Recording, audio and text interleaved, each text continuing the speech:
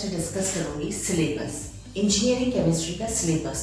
Engineering chemistry में कितने units हैं और उसमें हम क्या क्या टॉपिक्स पढ़ने वाले हैं उसके बारे में हम डिस्कस करेंगे। तो सबसे पहले है यूनिट 1। यूनिट 1 में हम क्या पढ़ने वाले हैं? वाटर चैप्टर के बारे में। वाटर की इम्प्योरिटीज क्या है, उसकी सोर्सेज क्या है और उसके क्या जो इम्प्योरिटीज प्रेजेंट है उस इम्प्योरिटी को हम कैसे रिमूव करें, क्या क्या मेथड्स हैं और डेफिनेटली इसमें वो उसको रिमूव भी कर सकते हैं और कितनी हार्डनेस प्रेजेंट है वो भी हम फाइंड आउट कर सकते हैं। तो बहुत सारी चीज़ें हम वाटर के बारे में पढ़ने वाले हैं, वाटर की क्वालिटी के बारे में पढ़ने वाले हैं, कैसा कौन सा वाटर ड्रिंकिंग पर्पस के लिए, कौन सा वाटर लेबोरेटरी के पर्पस के लिए। तो ये सारी चीज़ें हम वाटर चैप्टर में पढ़ने वाले हैं। अब यूनिट 2 की बात करते हैं। यूनिट 2 है ऑर्गेनिक फ्यूल। ऑर्गेनिक फ्यूल नाम से ही पता लग रहा है कि हम इसमें फ्यूल के बारे में पढ़ने वाले हैं। फ्यूल होता क्या है, उसके कितने टाइप्स होते हैं और उसकी क्या क्या प्रॉपर्टीज होती हैं, और यदि हम तीनों फ्यूल जैसे 3 टाइप के होते हैं, सॉलिड, लिक्विड एंड गैसियस। अब इन तीनों फ्यूल को यदि हम कंपैरिजन करें तो कौन सा वाला बेटर है और क्यों है, क्या प्रॉपर्टीज है, क्या यूजेस है, एप्लीकेशन और इसके सिंथेसिस प्रोसेस, ये सारी चीजें हम यूनिट 2 में करने वाले हैं। देन यूनिट 3 में हम इंजीनियरिंग मटेरियल के बारे में पढ़ेंगे। इंजीनियरिंग मटेरियल उसमें 3 चैप्टर्स हैं, लुब्रिकेंट, ग्लास एंड सीमेंट। तो लुब्रिकेंट वैसे हम सभी जानते हैं कि ऑयल जो होते हैं, डिफरेंट टाइप्स के जो ऑयल होते हैं उसको हम लुब्रिकेंट बोलते हैं। और लुब्रिकेंट ऑयल भी ग्रीस और Vaseline oil, different types of oil like kerosene oil, mineral oil, different types of oil that comes in lubricant.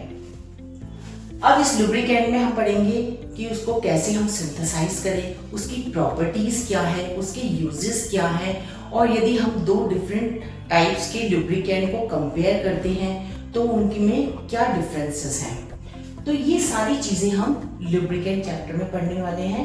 उसके अलावा उसकी हम मैन्युफैक्चरिंग प्रोसेस पढ़ेंगे, डिफरेंट लुब्रिकेंट के डिफरेंट प्रोसेस हैं, सिंथेसिस प्रोसेस। Then glass.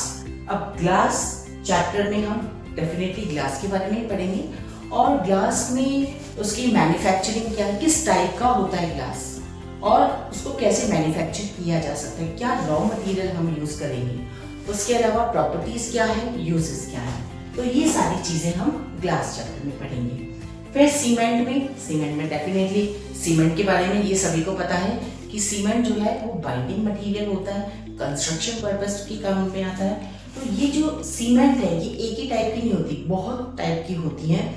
वो रॉ मटेरियल पे depend करती है कि उसका रॉ मटेरियल क्या है और किस टाइप की हमें सीमेंट बनानी है। तो इसमें टाइप्स ऑफ सीमेंट हम पढ़ेंगे। उसके बाद उसके क्या रॉ मटेरियल्स हम यूज कर रहे हैं, कौन सी वाली सीमेंट बेटर है, क्यों है, प्रॉपर्टीज क्या है, एप्लीकेशंस क्या है, that we will discuss in cement. अब यूनिट 4 में क्या होता है? यूनिट 4 में हम corrosion and its control, corrosion के बारे में पढ़ेंगे। Rusting of iron best example है कोरोजन का। जब भी मेटल बाहरी गैसेस से रिएक्ट करता है, केमिकल से रिएक्ट करता है और कुछ अनवांटेड प्रोडक्ट बना देता है, तो वो जो अनवांटेड प्रोडक्ट बनाता है उस पूरे प्रोसेस को, जिसमें वो अनवांटेड प्रोडक्ट बना रहा है, उस प्रोसेस को हम बोलते हैं कोरोजन। और best example is rusting of iron. और अब लेकिन ये अब क्योंकि अनवांटेड है, यूजलेस है, किसी काम का नहीं है, तो इस तरीके के प्रोसेस को कंट्रोल कैसे किया जाए, तो हम कंट्रोलिंग मेथड्स पढ़ेंगे। बहुत सारे मेथड्स हैं जिससे हम कोरोजन को कंट्रोल कर सकते हैं। For example galvanisation, tinning etcetera. So there are number of process. Then unit 5 में हम क्या करने वाले हैं? रिएक्शन मैकेनिज्म के बारे में पढ़ेंगे। अब सबको ही पता है कि 11th-12th में हमने रिएक्शन मैकेनिज्म चैप्टर पढ़ा था, जिसमें substitution reaction, addition reaction, elimination reaction and there are some name reaction. तो वो सभी रिएक्शंस हम इस रिएक्शन मैकेनिज्म चैप्टर में पढ़ने वाले हैं। इस यूनिट में रिएक्शन मैकेनिज्म के अलावा इंट्रोडक्शन ऑफ ड्रग्स भी है। इंट्रोडक्शन ऑफ ड्रग्स मीन्स कि कुछ मेडिसिन हैं जो हमें इसमें हम चैप्टर में पढ़ेंगे, जैसे कि एस्प्रिन और पैरासीटामोल। आप लोगों ने एस्प्रिन और पैरासीटामोल यूज भी की होगी। पैरासीटामोल जनरली यूज की जाती है, एस्प्रिन भी यूज की जाती है। तो उसको सिंथेसाइज कैसे करते हैं, क्या हम उसमें मटेरियल ले रहे हैं, क्या हमने केमिकल यूज किया है, उसकी क्या एप्लीकेशंस हैं और यूजेस हैं। तो ये जो 5 यूनिट है, ये 5 यूनिट हम इंजीनियरिंग केमिस्ट्री में पढ़ने वाले हैं। ये आपका सिलेबस है।